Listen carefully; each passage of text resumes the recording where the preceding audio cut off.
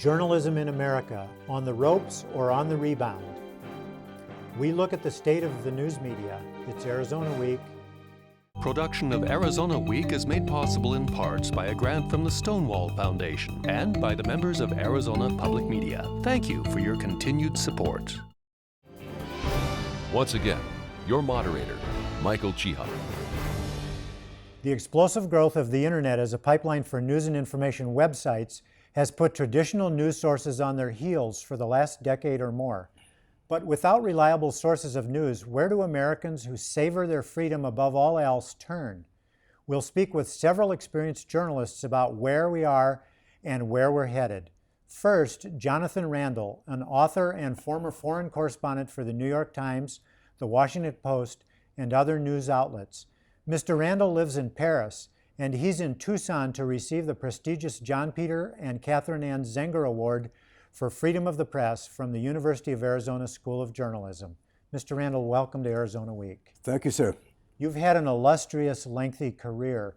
Could you spotlight one highlight in your career for me that focuses on the great journalism that's being done worldwide? I can think of one thing, and it involved, first of all, Ben Bradlee, who was my boss at the Washington Post at the time, and the liberty he gave his reporters. The case involved was Beirut. We're in the early 1970s. In 1974, I replaced, during his holiday, the permanent correspondent. And I told him I've been going in and out of Beirut for years. I felt the situation was very dangerous, and I wanted to do a long piece. He said, fine. I spent 10 days going around talking to all kinds of people, perhaps 80 people, many of whom I knew before, and thus I was confident that they would level with me. And I ended up writing a story saying Lebanon was going to blow up, and it was going to be very nasty. I can't imagine any other newspaper then, and certainly not any newspaper today, who would allow a foreign correspondent or reporter of any kind to take that kind of risk. And it was an extraordinary act of faith in the judgment of a correspondent and of the need to explain to the American people what was likely to happen in a very crucially located country on the banks of the Mediterranean next to our ally Israel. Now, how does that anecdote inform what's going on today in global journalism? Are we able to experience that same thing from foreign correspondents? You said you couldn't imagine it happening today. No, I couldn't, because I don't think Ben Bradlee was at the beginning of his career. He had the wind in his sails. Watergate had happened. He handpicked his staff. I was one of the last people he hired, but he hired me away from the New York Times. I mean, that was like leaving the then New York Yankees. Nobody could understand why. I wanted to work for this man. And the reason I wanted to work for him because he gave people he trusted enormous freedom. And I'm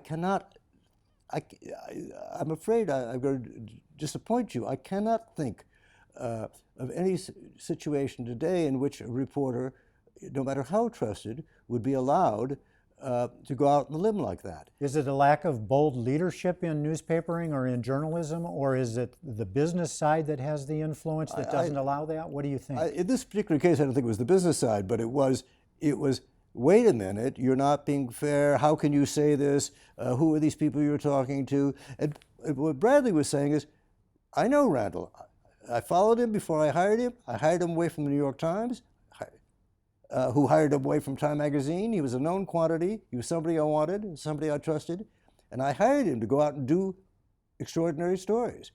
There was a kind of window of opportunity right after Watergate, before and right after Watergate, which allowed those people that Bradlee trusted to do extraordinary work. The business pressures of newspapering and news media in general are tremendous these days, but what are other outside pressures that may be causing not necessarily a decline, but a lack of boldness, as you're describing it, in modern day journalism? Is it government secrecy that we see rampant everywhere, including here in the United States? Or are we to blame as a society for not insisting on better reporting? Well, let me start at the end, if I may. We have become slaves to our own beliefs, and we are absolute believers in balanced, even-handed reporting.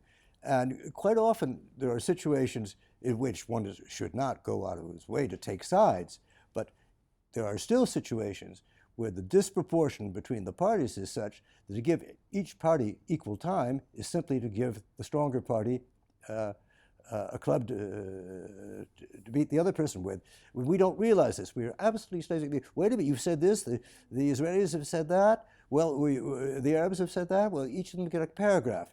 There are situations in wars, especially, in which the stronger party is abusing our absolute belief in even-handedness. It sounds crazy. It's very difficult to get that idea across because even-handed, everybody gets his say, but there are situations in which the stronger party controls the storyline,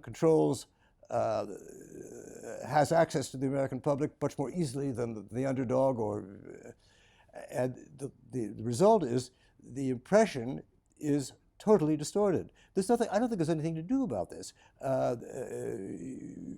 Other journalistic traditions, such as in England, if you read the Guardian, a very important daily in England, which, by the way, has got a very strong presence here on the internet and has been in the forefront of the NSA scandal. They sort of say, boom, boom, boom, they call it. I find there's no pretense about being even-handed. A bad guy is a bad guy, a good guy is a good guy. Jonathan Randal, foreign correspondent for the Washington Post, the New York Times, United Press International, and author of several books on the Middle East, including a book on Osama bin Laden. Thank you so much for visiting with me. Thank you, sir. Now we continue the discussion with other experienced journalists. Joining me in our studio are Jill Jordan-Spitz, Senior Editor for Watchdog Reporting at the Arizona Daily Star, Mark B. Evans, Editor of Inside Tucson Business, and David Coulier, Director of the U of A School of Journalism and National President of the Society of Professional Journalists.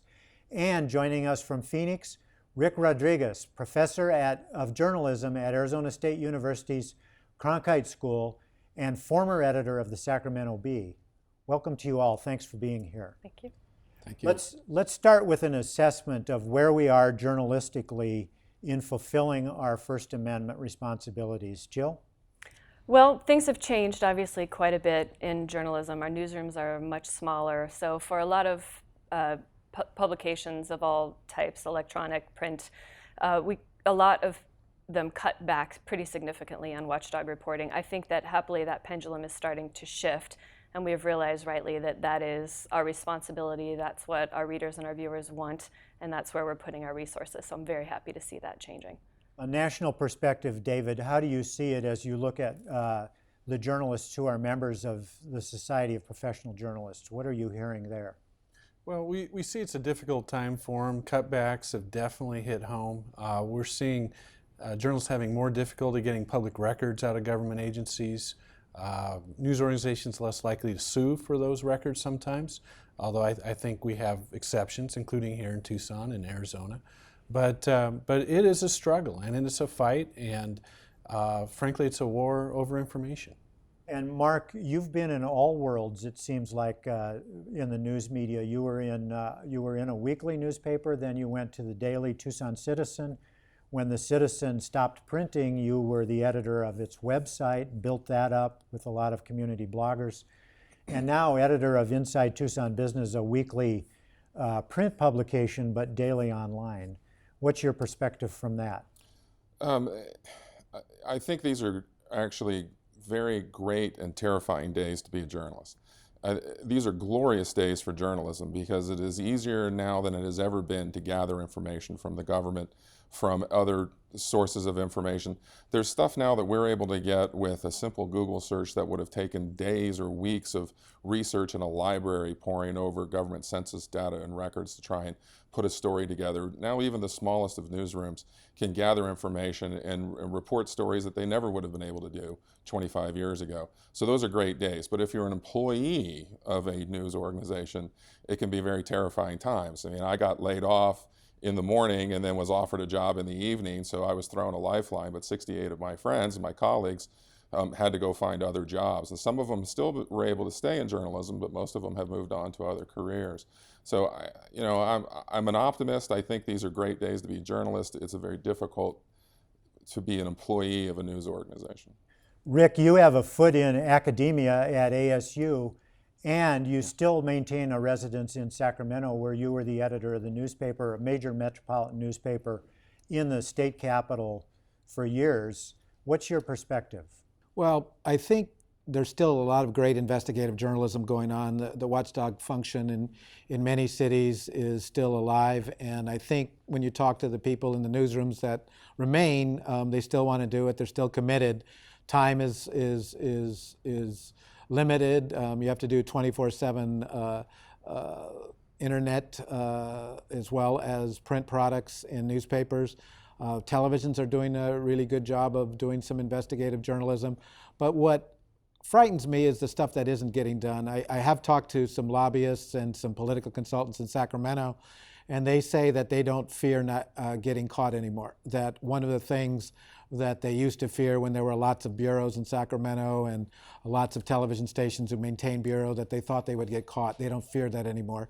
The other thing that frightens me is that news organizations don't have enough money to sue, to take people to court. And so I think it has a chilling effect on some of the decisions that are being made on which stories to pursue.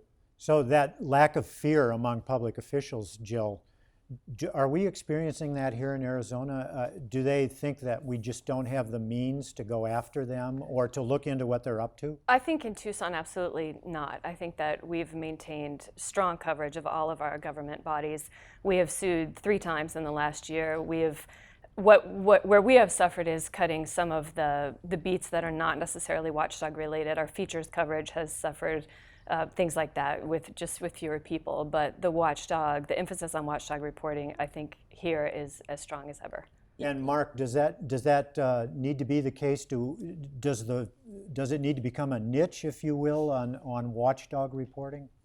Yeah, I think that what we're seeing within journalism as a whole is that the one-stop shop daily metro newspaper is being broken down and splintered into niche publications. So if you have a particular interest, you can go and you can find that at a website or even print sometimes, a news provider that's providing you that particular information. But to the point of whether government officials are afraid of being caught and others, maybe in the business industry, afraid of being caught, I think they're still being caught. What's changed, I think, is the effect that journalism is having on the community in terms of that being a scandal that causes change.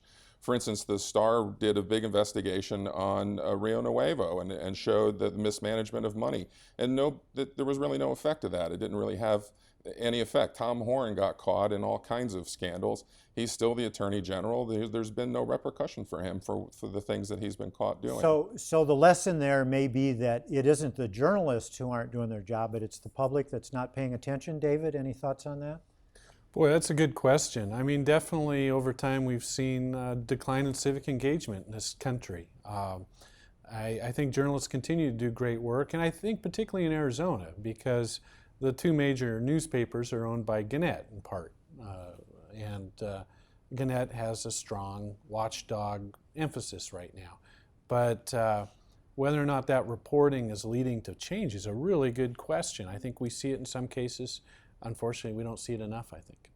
Just a little disclaimer on Jill's behalf. The Arizona Daily Star is actually owned by Lee Enterprises. Oh, right. Gannett is kind of a silent partner there. Right. As a result of a previous... On the business side, not on the news side. Correct, yeah. And Rick, what are you seeing from the perspective of journalism students at ASU? Are they there in pursuit of investigative journalism careers? Yeah, there are a lot of students interested in investigative journalism careers. There are a lot of students interested in being sports reporters. There are a lot of students interested in being broadcasts. Our enrollment at Cronkite is actually growing. A lot of people ask me, well, what do you tell them? The industry's scaling back, and I tell them there's all kinds of opportunities, particularly with the multimedia skills that they possess. I mean, the students coming out of the Cronkite School and other schools across the country are fearless when it comes to dealing with technology. When you take somebody like me, I understand the benefits of using the technology, but I still, they can look at a new piece of equipment and figure it out in a couple of minutes, and know how to go that way. And being able to deliver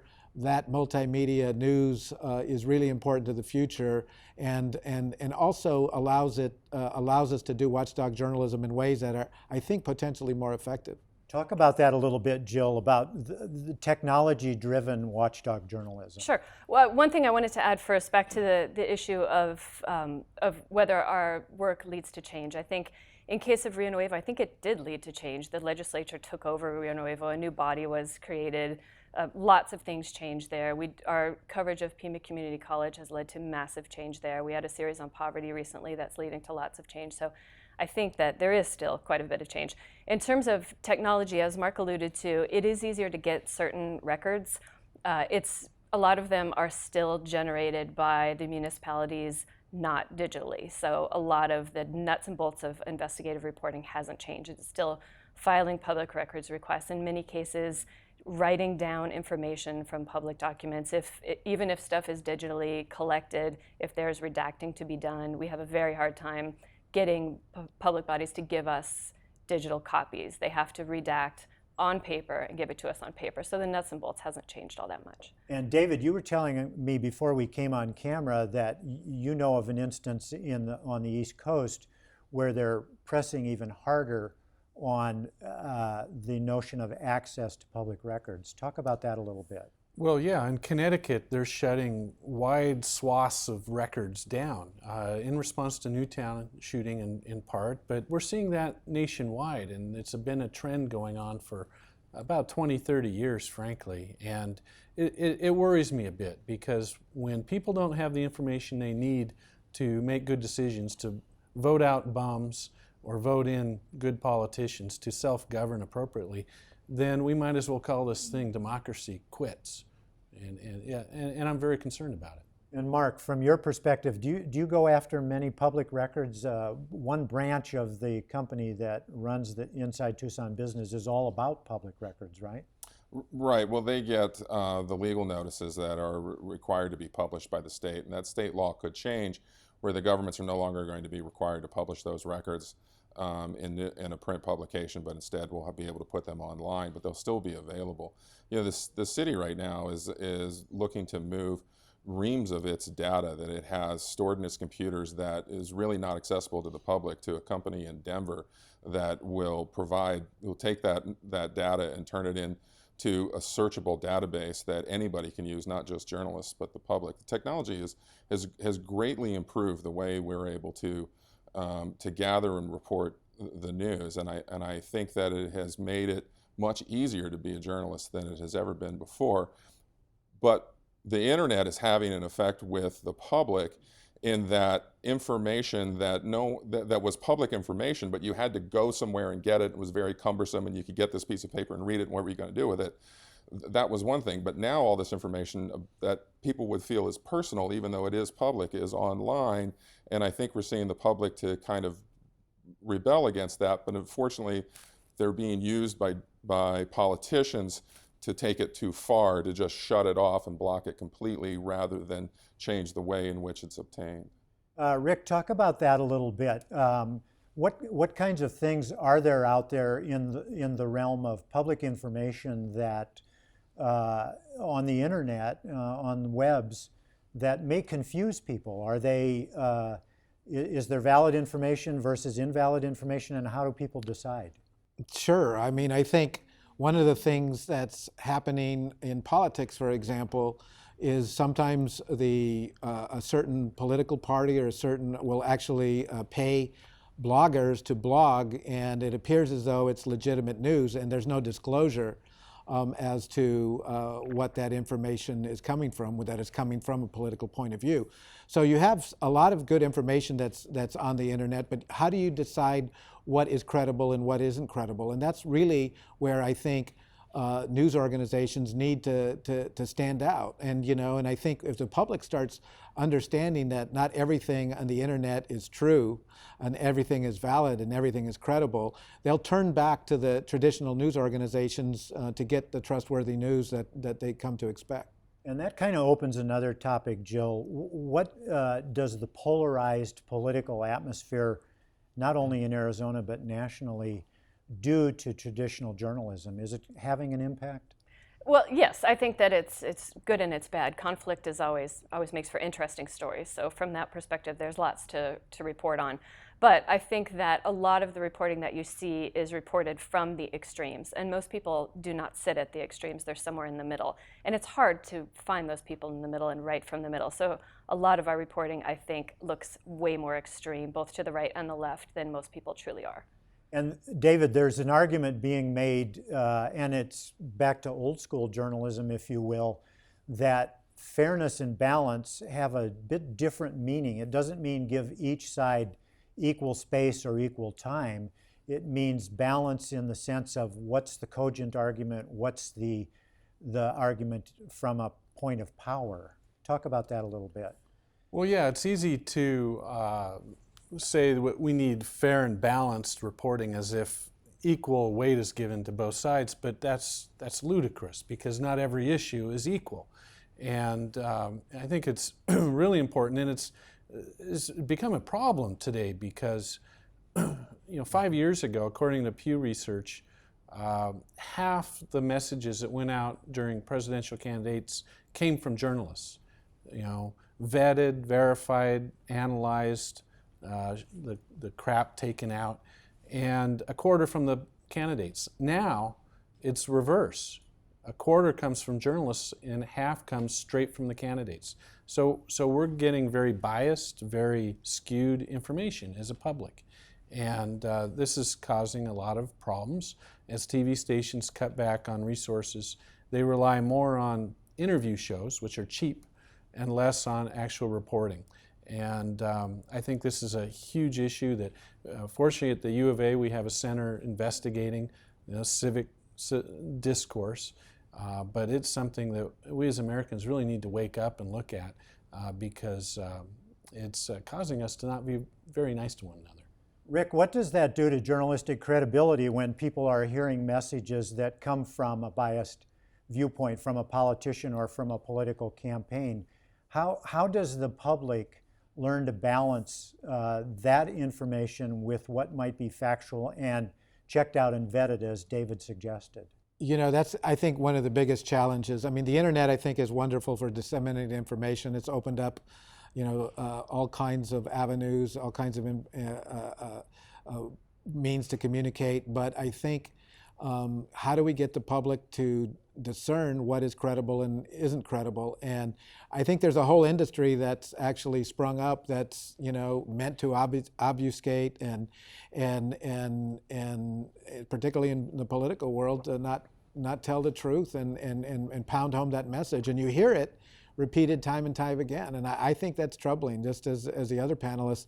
I think it's troubling for the future of journalism, and we have to some way break through that and say, hey, it's the newspapers, it's the news organizations, it's the startups that have credible journalism, ethical values that are the ones that you need to trust.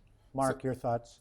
So the great power of the internet, though, is that it's almost impossible to get away with a lie anymore, right? So if you say something or a politician says something that's not untrue, it is immediately fact-checked and counter-checked by some biased organizations of people who are on the other side of that person politically, but as well as the press. I mean, the Cronkite School has its own fact-check program that it runs with the Arizona Republic.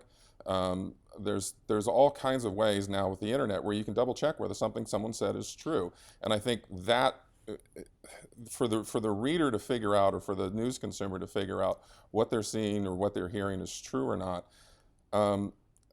tends to go through their own lens. Confirmation bias has always existed. We might think that we're the objective press, but the readers have never been objective. They've always been looking for the information that they think conforms to their worldview. I can write a story that is very credible, completely accurate, but if it spears a sacred cow, the people who revere that cow are less likely to believe the veracity of my reporting. So I think that problem has existed for a long time. It's just becoming both exacerbated by the internet and then also kind of sort of fixed by the internet, depending on where you go to get your information. Jill, how do you deal with that at the Star, where you can present information in print and on your website, and there's immediate response to it on the website, perhaps efforts to debunk it or just say, oh, that's crazy information? Yeah, well, sometimes that's really good because we learn very quickly that a fact that we had is wrong, and we can correct it immediately, which is wonderful. There is certainly quite a bit of it, even like the fact checking that Mark's talking about. There's a lot of fake fact checks out there too, and there's a lot of there's a big movement now that the fact checking is all liberal, and so if you're from a more conservative viewpoint, you shouldn't trust the fact checking. So even that is there's a lot of criticism of even that. David, how do you get journalism students at the U of A to learn to stick to the facts rather than going off with their own thoughts, ideas, biases?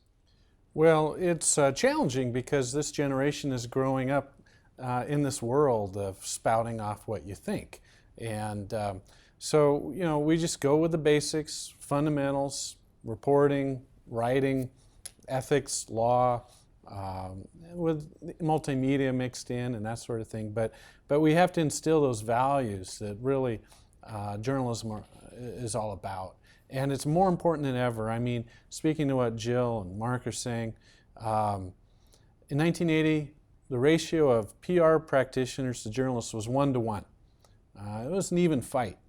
Today, it's 4 to 1, 4 PR practitioners per every journalist. It's not an even fight. And it takes really talented, thoughtful, dedicated journalists out there and journalism students to get information that is not spun for the I have public. to stop you there. Thank you so much. David Cuellier of the U of A School of Journalism, Mark Evans, Inside Tucson Business, Jill Jordan Spitz, the Arizona Daily Star, and in Phoenix, Rick Rodriguez, Arizona State University's Cronkite School. Thanks so much for joining us. That's our program for Friday, October 18th, 2013. Next Friday, an update on the politics of immigration reform. For Arizona Week, I'm Michael Chihak. Production of Arizona Week is made possible in parts by a grant from the Stonewall Foundation and by the members of Arizona Public Media. Thank you for your continued support.